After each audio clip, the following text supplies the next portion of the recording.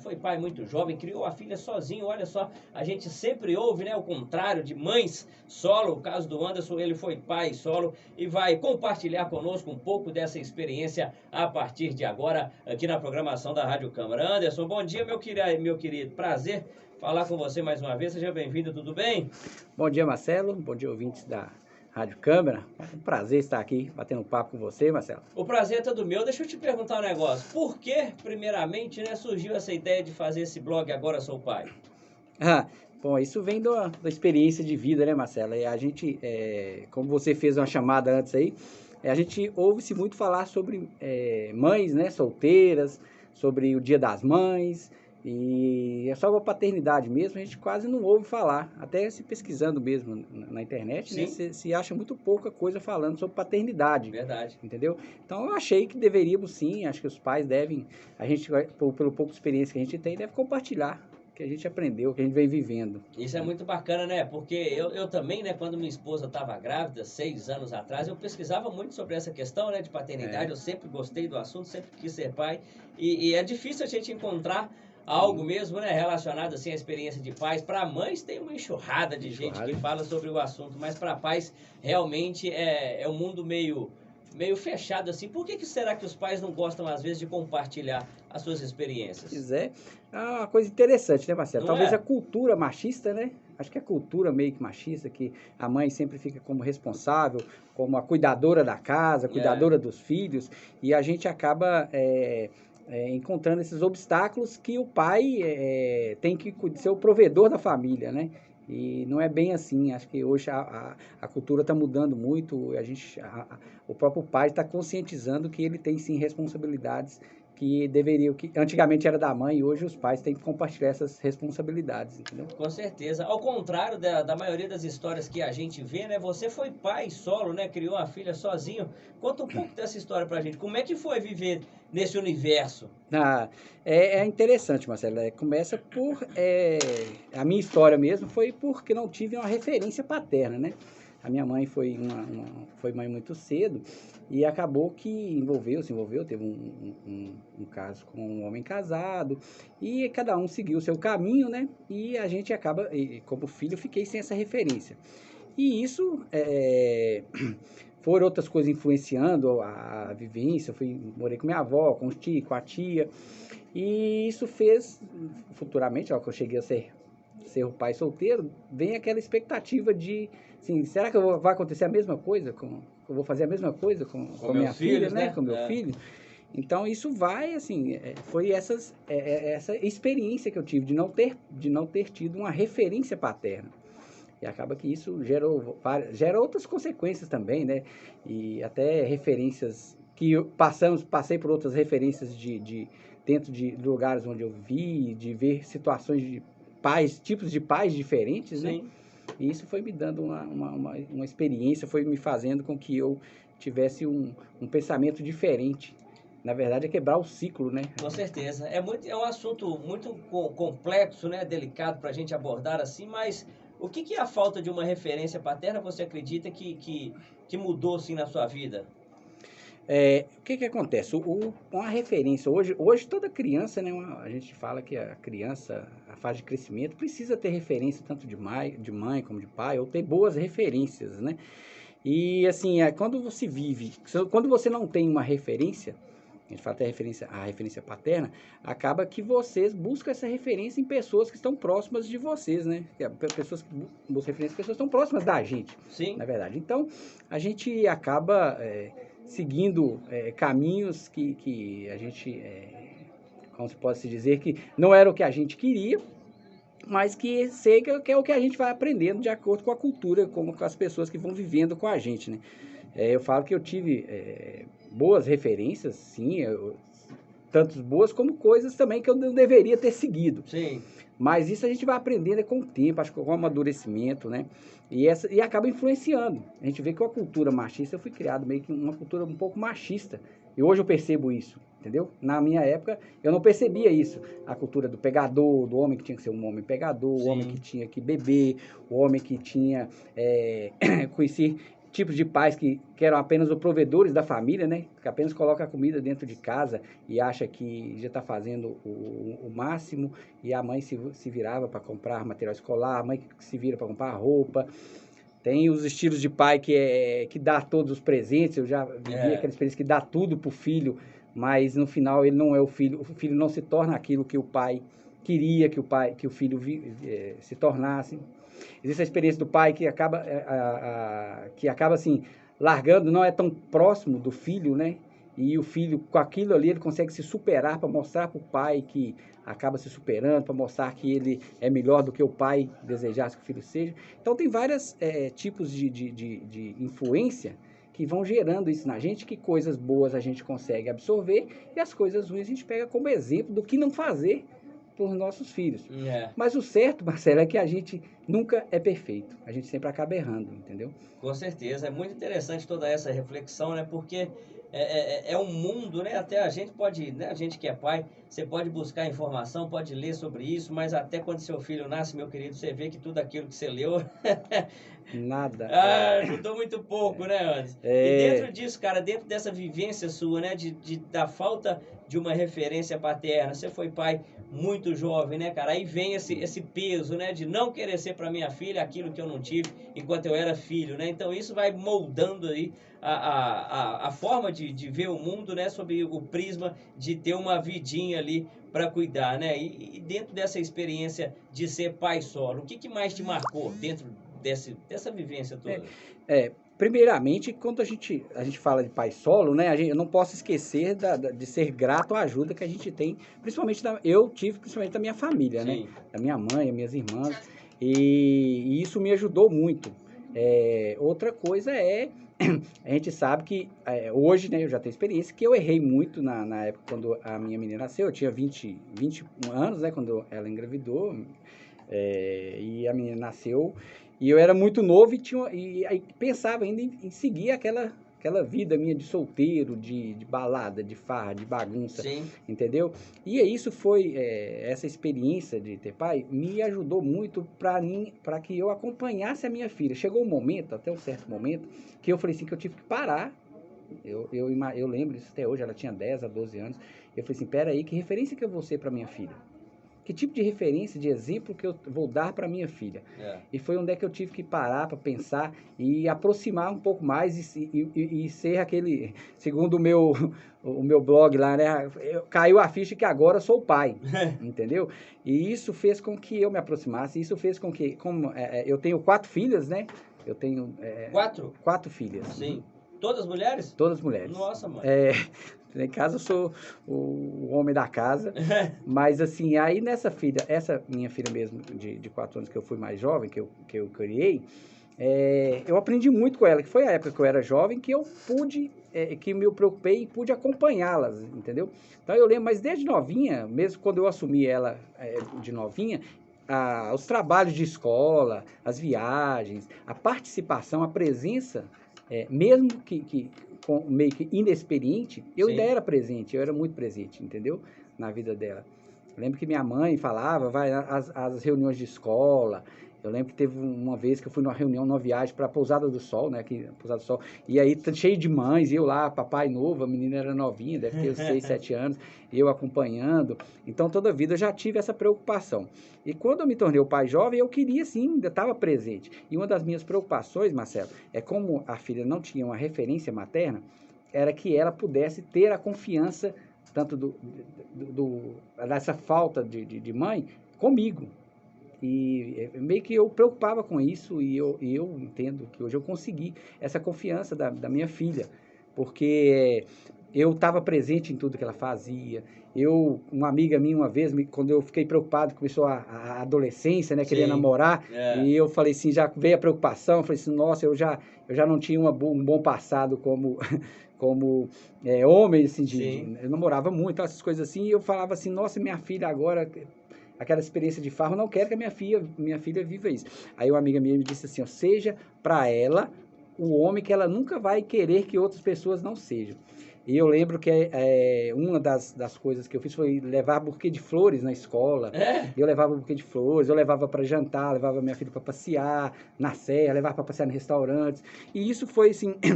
E qual que era o objetivo disso? É fazer com que minha filha não recebesse nada menos do que o pai podia dar para ela. Que nada mais pudesse surpreendê-la. Um namorado chegasse e desse um buquê de flores, não, meu pai já deu. Ah, o namorado chegasse e desse uma caixa de bombom, não, meu pai também me dá uma caixa de bombom. Então essas coisas é interessante para a gente ter essa aproximação, ganhar confiança Foi o que eu fiz para ganhar a confiança da minha filha, entendeu? Muito bacana, cara. E como que é a receptividade? Hoje você fala sobre isso, né? Da palestras, e como que é a recepção quando você vai falar sobre esse tema de paternidade? Interessante. É como nós dissemos, o assunto é muito pouco comentado, mas tem muita gente curiosa. Tem pais, né, Marcelo, que ainda comentam assim, mas isso aí é relativo, entendeu? Cada um é de um jeito, cada situação é de um jeito, não tem uma receita, né, de sucesso para ser pai. Realmente não tem. Realmente não tem essa receita. Mas o que a gente pode buscar é a experiência de coisas que deram certo e as coisas que deram errado. Tem pais, igual eu falei, tem pais que dão muita atenção, que dão de tudo, do bom e do melhor, e não deu certo. Tem pais que são afastados, que não são tão presentes, e também não deu certo. Qual que é o modelo certo? Então, meio que temperar essa situação, é a gente moldar para que não seja nem tanto ao extremo, né, da bondade, nem seja tanto extremo também do afastamento do pai. Então, realmente não existe a bicicleta. Mas aí, os pais, às vezes, ouvindo algumas coisas, falam assim, não, realmente é isso mesmo. Por exemplo, assim, eu falo que eu quebrei um ciclo, que é um ciclo muito comum entre as famílias hoje, que é o pai que abandona um filho muito cedo, que abandona o filho dele também muito cedo, outro filho abandona o filho também muito cedo, e vai virando um ciclo. A mesma coisa acontece com as mães, né? A mãe que engravida muito cedo, que tem filhas muito novas, a filha que também engravida muito cedo, a filha que também engravida muito cedo, e isso vai virando um ciclo dentro da família. E acaba que eu me preocupei com isso, que eu quebrei esse ciclo. Minha mãe quando ela me teve, ela era muito jovem. Sim. Eu, quando eu tive minha filha, eu também era muito jovem. E eu quis quebrar esse ciclo para minha filha também não ser uma mãe muito jovem. O meu pai, quando minha mãe teve relacionamento, assim, eu não tive uma referência paterna, então eu não tive pai. E eu tive a oportunidade de deixar a minha filha com a mãe dela. Sim. E eu quis quebrar esse ciclo também, entendeu? Para que não se perpetue, esse ciclo não vire um ciclo vicioso. E acho que isso os pais, e a juventude hoje está meio largada quanto à paternidade, eu acho. Acho que tem hoje, a sexualidade está meio que muito liberal e acaba que engravida e cada um vai para o seu canto, cada um vai cuidar da sua vida e esquece que por trás ali tem um filho, precisa do pai, da mãe estar junto. E eles precisam, acho que tem muitos homens e também às vezes até algumas mulheres precisam ouvir que, assim, né, quem está pagando aquele pato é o filho. Com certeza. Que não tem nada com isso, né, com a vida deles, mas que acabam sofrendo as consequências. E sempre quando a gente vai falar sobre esse assunto, né, vai pegar, vai estudar, ver sobre educação de filhos, a gente sempre depara, né, com aquele modelo de que o filho aprende pelo exemplo e não pelo aquilo que a gente fala, né? Então, mais do que palavras, é sempre importante você demonstrar com ações, né, aquilo que você deseja que o seu filho cresça sabendo, porque só assim que teremos aí um mundo melhor com os nossos filhos, né, Anderson? Justamente, o exemplo arrasta, né, Marcelo? Com certeza. Então a gente dá os bons exemplos, e o que eu aprendi também foi com os exemplos, né? Os exemplos, teve alguns que foram bons e outros que não foram bons para mim também, mas que todos me serviram de exemplos. Claro, e é sempre importante a gente falar, né, que nós, pais, a gente sempre tenta fazer o melhor possível para os nossos filhos, né? Mesmo que às vezes aquilo não seja o suficiente. Hoje isso a gente entende muito bem como os nossos pais fizeram conosco antigamente, né? A gente tenta fazer o melhor possível, cada um dentro das suas dificuldades e limitações, mas todo mundo sempre quer o bem dos filhos, isso é muito importante, né, Anderson? Sim, aprendi. A minha mãe, eu agradeço muito ela, que ela... Hoje eu sei que quando a gente se fala sobre a referência, que eu não tive uma referência paterna, é muito bom deixar claro também, Marcelo, que a gente às vezes cresce assim, pensando, né? Tem muitos filhos, né? Porque eu não tenho a minha mãe próxima de mim. Eu sei que a minha filha sofre muito com isso, né? Também, porque como ela foi criada com o pai.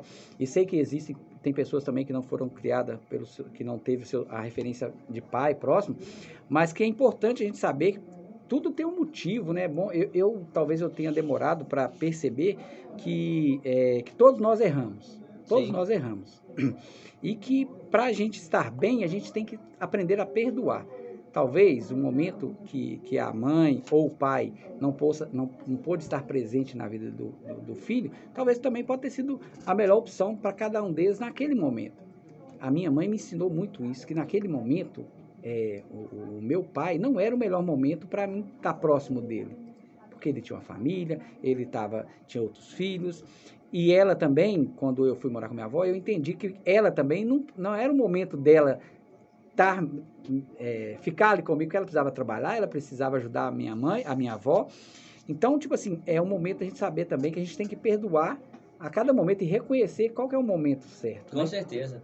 Então, é o momento do perdão, que até no blog meu eu falo um pouco sobre isso aí, né? Liberando o perdão, que é importantíssimo.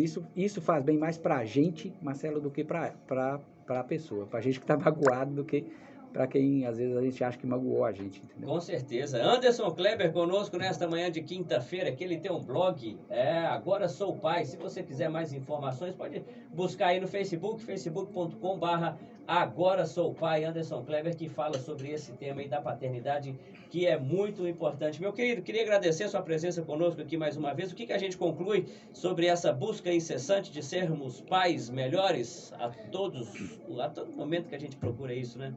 Bom, é que, assim, o interessante é que a gente tem que ter, primeiramente, reconhecer que tem um Deus que é o nosso maior exemplo de pai, né? Com certeza. Então, reconhecermos isso, Marcelo. Eu tive a experiência de ser um pai jovem, tive a experiência de ser um pai estruturado, porque quando eu casei, eu engravidei junto com a minha esposa, e isso Sim. é importantíssimo, eu aprendi muito com isso. Tive a experiência de reconhecer de uma filha que já tinha uns 20 anos, busquei nós temos o exame de DNA, e aos 20 anos eu descobri que eu tinha uma outra filha, e que isso me fez repensar sobre assim, né, que nunca é tarde para ser pai, recuperar esse momento perdido, esse tempo perdido que eu tive desses anos atrás, entendeu? Então, para mim, com essa filha minha, cada minuto que eu passo com ela é muito importante. Então, é uma experiência muito grande, porque quando a gente é pai programado, Marcelo, você vê que a gente vive mais. Eu vivo com as minhas filhas, duas pequenas hoje, eu tenho a Laisla de 24 anos, vai fazer 24 mês que vem, a Bruna fez 24 ontem, então são duas de 24 anos, um mês e pouco de diferença. Uhum. No meu casamento eu tenho uma de 3, a Sara Matias, e a Esther Matias de 7 anos. Cada uma tem uma experiência diferente em minha vida, cada uma me traz conhecimentos novos, cada uma delas, eu tenho que viver o mundo de cada uma delas de forma diferente, entendeu? E isso me conclui, Marcelo, que não existe receita de sucesso. Cada filha é uma experiência diferente. E para cada momento, para cada filho que veio, a gente entende que a gente somos pais de primeira viagem. Nenhum filho é igual ao outro, cara, nenhum. Cada um tem. Eu tenho duas pequenas que é do mesmo casamento, mesmo pai, mesma mãe, mas são totalmente diferentes as personalidades das meninas. Então, isso faz com que a gente, cada dia, se renove no aprendizado, se renove no tratamento, entendeu? Não devemos comparar os filhos através do seu empenho, e sim do seu desempenho. Então, a gente tem sim que estar... aliás, né? A gente tem que encarar o filho pelo seu empenho. Nunca desempenho, a gente nunca deve cobrar tanto. Eu aprendi na vida também que a gente tem que moderar entre a disciplina e o encorajamento, cara. Entendeu? Nunca disciplinar demais e nunca chegar e ter que empurrar demais seu filho. Tudo tem que ter moderado. Então, é aqueles temperos da vida, do conhecimento, da criação dos filhos, Com né? certeza.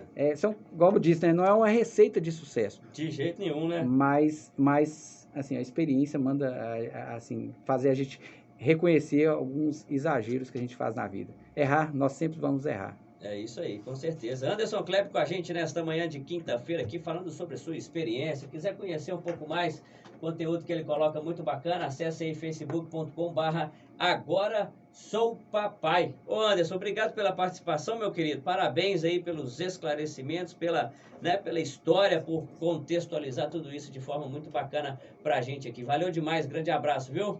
Marcelo, eu que agradeço você, agradeço a Rádio Câmara por estar abrindo esse espaço, né, para falarmos um assunto importantíssimo que eu acho, entendeu? Agradecer, mandar um abraço para as minhas filhas, para Laisa, para Bruna, para Esther, para Sara, para minha esposa Joana Paula, que me dá a maior força para cuidar Dessa turma aí. dessa turma aí, entendeu? Agradecer minha família, minha mãe, meus irmãos. E agradecer a vocês e esse público maravilhoso aqui da Rádio Câmara, viu? Obrigado, meu querido. O Elton tá mandando um abraço para você. O Elton, pai do Miguelzinho, que é outra figura também, paizão, muito bacana. Ah, o Eto, gente boa, gente, Miguelzinho, o filhinho dele também. O Eto é especial. Valeu, Elton. Obrigado pela participação, Anderson. Obrigado pela presença. Feliz Dia dos Pais, viu, meu querido? Obrigado, tenho um feliz Dia dos Pais para todos vocês. É isso aí. Agora, 10 horas e 29 minutos. Você